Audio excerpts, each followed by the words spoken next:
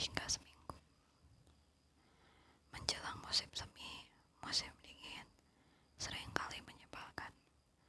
Musim dingin tahun itu sangat buruk dan hujan turun sepanjang hari. Musim itu tampak cemberut dan seolah berkata, "Cih, rumput liar tidak bisa menghindari hujan dan mereka terkena hujan lebat. Aku kasihan pada mereka karena terlihat seperti sedang meneteskan air mata."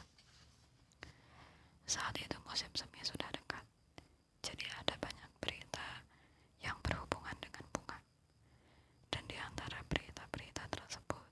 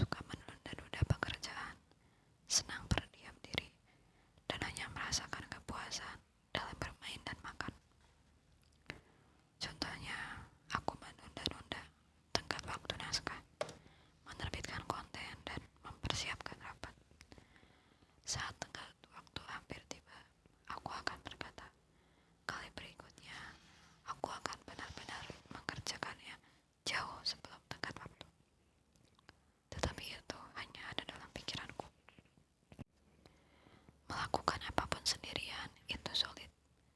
Butuh banyak upaya untuk mengatasi sifat pemalas. Meskipun pembenaran terus muncul. Bukan hanya aku yang merasakannya.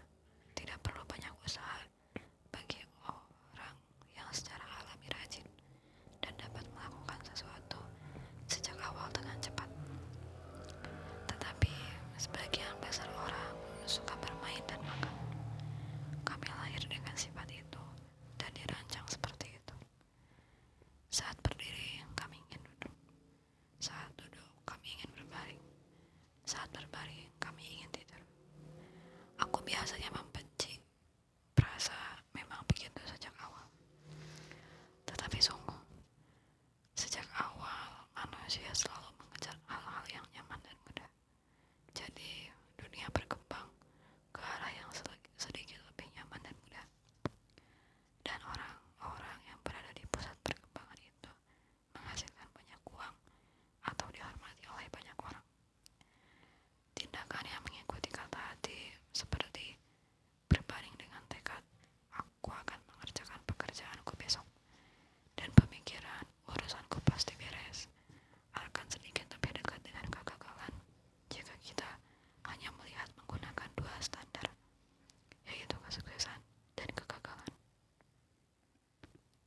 Berbeda dengan kesuksesan, kegagalan datang dengan sendirinya meski kita tidak berusaha untuk gagal.